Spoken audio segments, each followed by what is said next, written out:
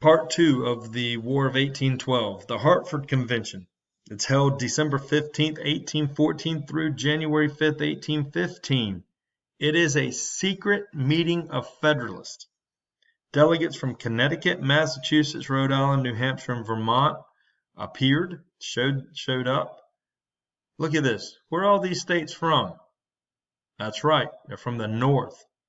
They opposed James Madison's policies, his mercantile policies, and his policies hurt northern shipping the most. They adopted strong states' rights positions. The convention discussed conscription, which is a draft, basically sending soldiers to the military, and it's where the government, it's like a selective service, a draft. They opposed it because they opposed the war effort. The Louisiana Purchase, they're concerned with expanding slave states. They didn't want that. They wanted to repeal the 3/5 Compromise because of representation in Congress. They felt like, hey, you know what? We should have more representation in Congress because clearly our issues are not being heard. Number 4 is a big one. They discuss secession. Secession is leaving the nation. Basically, it's what the South does in 1861. Okay, 1861. And they want to sign a separate peace agreement with Britain. Governor Caleb Strong of Massachusetts had already secretly been sent to London with a peace delegation before the U.S. Guys, this is treason. This is an act of treason, but that's how you could view it. Of course, they did not. So out of this, you need to know sectionalism further develops. And keep in mind, this is the North, not the South, discussing this.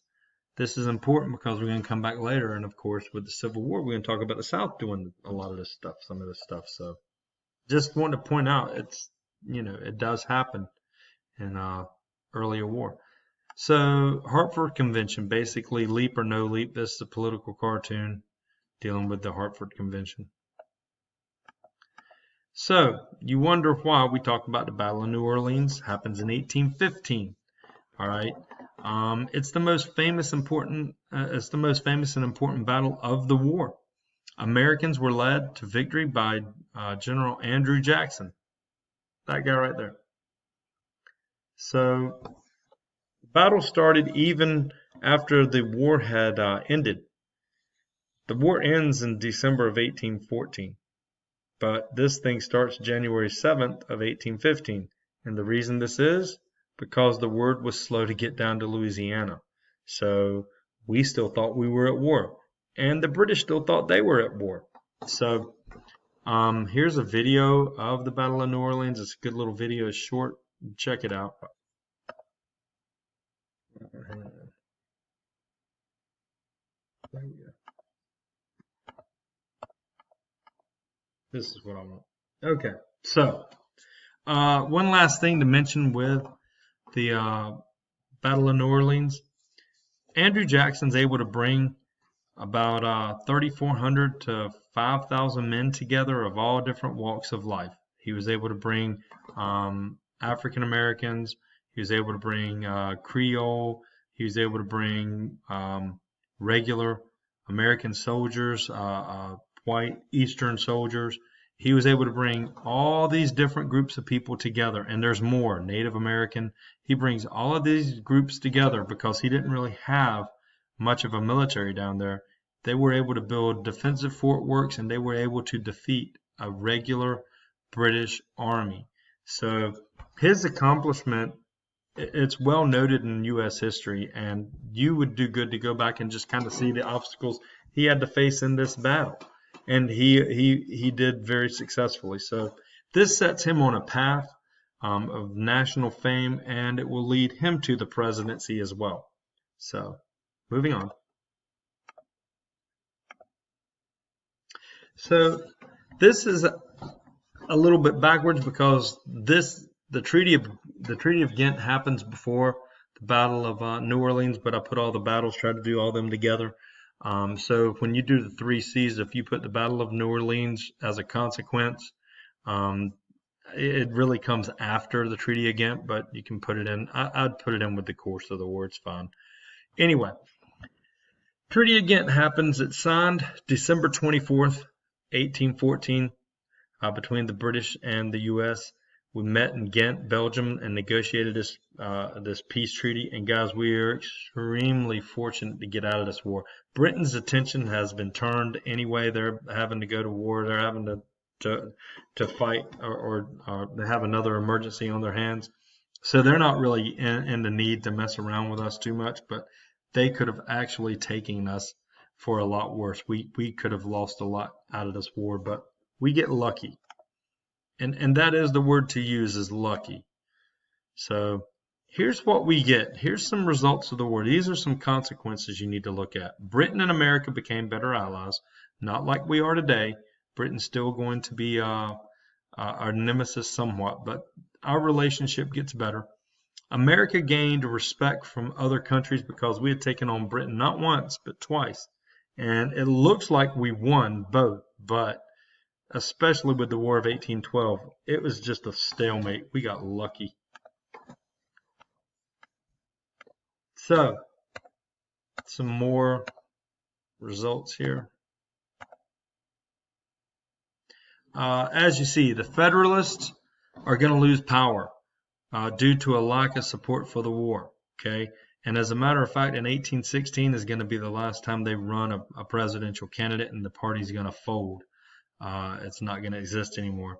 The Hartford Convention had further hurt the Federalists with the calls for secession. So you can link C and D together. And guys, this really hurts the Federalist cause, because when it's found out that this thing was held in secret and they were looking to leave the nation when we're at war, it doesn't look good. So, like I said, the war ends in a stalemate and we get lucky again. We take on Britain twice, the world's strongest power, and we may not exactly win it, but we didn't lose it. So it's a good thing. Which is going to lead to this right here. Letter F is important. Man, we're beating our chests. We're hooping and hollering about this, that we beat Britain, this, that, and the other. Once again, keep in mind, we did not beat them. We got lucky. But over here on this side of the pond, we say, hey, we beat them. It leads to nationalism. It leads to a great pride in this nation. And it led to the era of good feelings, which is, let me get that word in there, which is the next section we're going to talk about. But the era of good feelings is extreme pride, nationalism in the nation. So what are the costs of the war? This is continued with your consequences. Look at this. American casualties, 11,300. That's a lot of casualties. Most of them died of sickness, though, disease, not war. The British lose 8,600 killed or wounded. The monetary value is about 90 million. That's that's in the trillions today, guys. That's in today's money. 90 million back then was expensive. If you want to look here, some nicknames of the war: Mr. Madison's War, that's what the northern states called it. Those Hartford Convention states, that's what they called it, Mr. Madison's War. And it's also known as the Second War for Independence, because the British troops along the borders of Canada and the Northwest had been interfering with this war. So we get them out. We get these British troops out of Canada and the Northwest, really the northwestern part of the U.S. We get them out. Also, they were interfering with U.S. trade. So this is why it's seen as the Second War for Independence. If you look up here, here's the War of 1812 in 2 minutes. That's a 2-minute video. If you want to watch a 12 minutes crash course, that's fine. But this one's a good one. It's short and compact. If you want to watch the full 2-hour video, here's the PBS video there.